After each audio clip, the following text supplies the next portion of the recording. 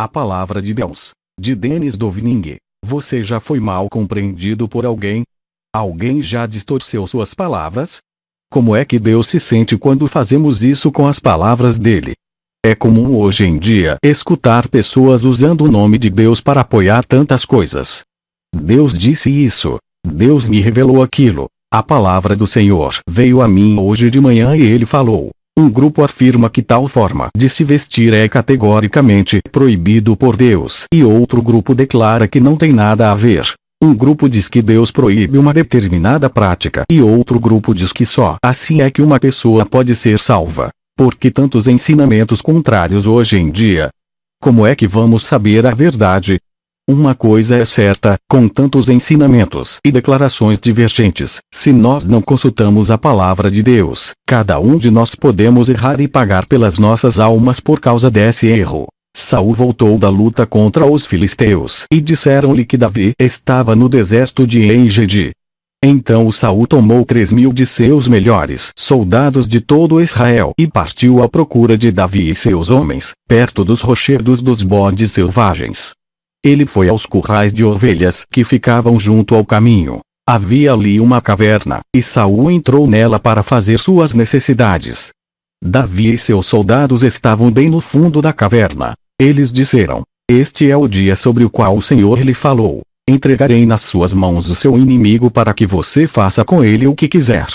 Então Davi foi com muito cuidado e cortou uma ponta do manto de Saul, sem que este percebesse. Mas Davi sentiu bater-lhe o coração de remorso por ter cortado uma ponta do manto de Saul, e então disse a seus soldados: Que o Senhor me livre de fazer tal coisa a meu senhor, de erguer a mão contra ele, pois é o ungido do Senhor. Com essas palavras Davi repreendeu os soldados e não permitiu que atacassem Saul.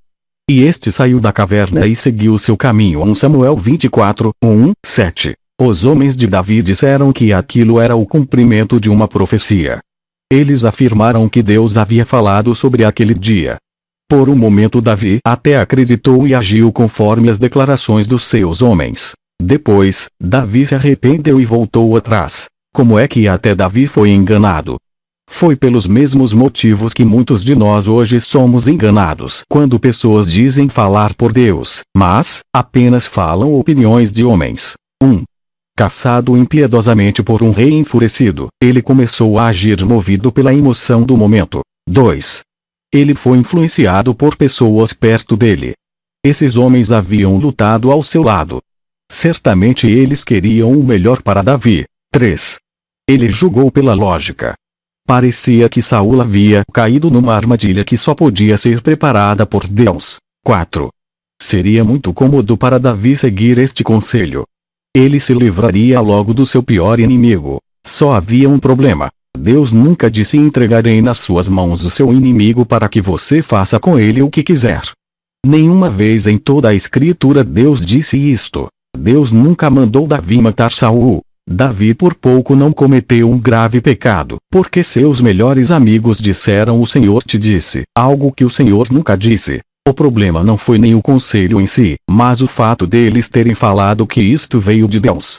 Aquele conselho não veio de Deus. Mas, porque alguém disse que veio de Deus, até Davi foi enganado. O engano foi temporário, Davi enxergou o erro e não seguiu o conselho.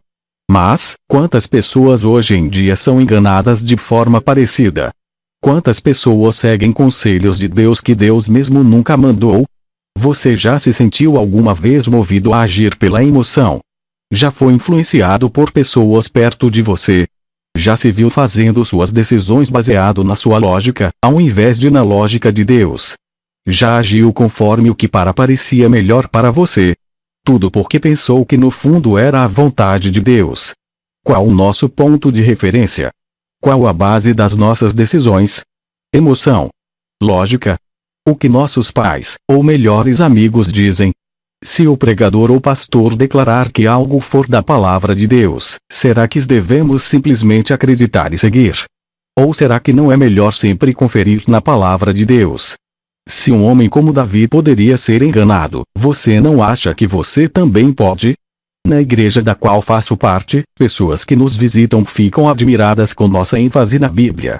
Alguns até acham que somos apegados demais à Bíblia. Conheço igrejas onde Deus supostamente faz novas revelações e comunica orientações sempre atualizadas aos seguidores. Tem muito Deus me revelou e Deus falou para mim. Mas, às vezes eu fico admirado porque muitos membros dessas igrejas conhecem tão pouco a palavra de Deus. Será que essa foi a única vez na vida de Davi em que ele foi enganado por pessoas que acharam que tinham a palavra de Deus, mas não tinham? Davi perguntou ao Hitita Aimeleque e a Abisai, filho de Zeruia, irmão de Joabe: quem descerá comigo ao acampamento de Saul? Disse Abisai: irei com você. Davi e Abisai entraram à noite no acampamento. Saul estava dormindo, e tinha fincado sua lança no chão, perto da cabeça. Abner e os soldados estavam deitados à sua volta. Abisai disse a Davi: hoje Deus entregou o seu inimigo nas suas mãos. Agora deixe que eu crave a lança nele até o chão, com um só golpe. Não precisarei de outro. Davi, contudo, disse a Abisai: não o mate. Quem pode levantar a mão contra o ungido do Senhor e permanecer inocente? 1 Salmos 26, 8, 9. Abisai, o irmão de Joabe, disse: hoje Deus entregou o seu inimigo nas suas mãos. Abisai era um homem em quem Davi tinha toda razão para confiar. Ele era um homem que usou do nome do Senhor. Toda a lógica estava com ele. Parecia que só Deus poderia realizar uma façanha daquelas. A perseguição de Saul a Davi era totalmente injusta. E Davi era o rei verdadeiro. Só tinha um problema: aquela oportunidade não veio de Deus. Se Davi tivesse seguido este conselho, ele estaria pecando contra o Senhor. No Rio de Janeiro, a Praça da Apoteose, o lugar do desfile das escolas de samba durante o carnaval, tem um nome significante. Sabe o que significa a palavra apoteose? A palavra significa divinização, ou seja, fazer deuses. Toda a atenção, o esforço, a admiração que é dedicada àquilo que é realizado naquele lugar não deixa dúvida, é uma divinização, um endeusamento. Um carioca saindo de um culto religioso no Maracanãzinho durante carnaval declarou: brincar carnaval não tem problema.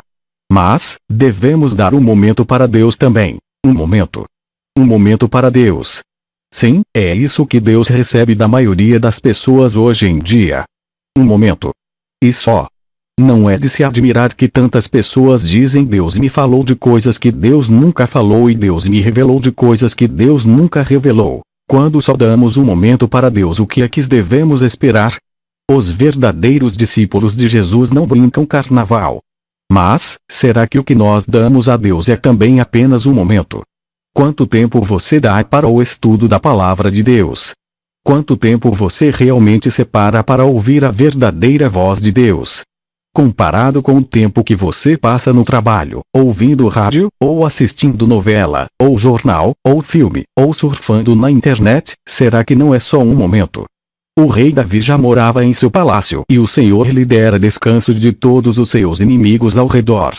Certo dia ele disse ao profeta Natã: aqui estou eu, morando num palácio de cedro, enquanto a arca de Deus permanece numa simples tenda. Natã respondeu ao rei: faze o que tiveres em mente, pois o Senhor está contigo. 2 Samuel 7, 1, 3. Davi queria construir um templo para o Senhor. Ele falou do seu plano para o homem de Deus, o profeta Natã.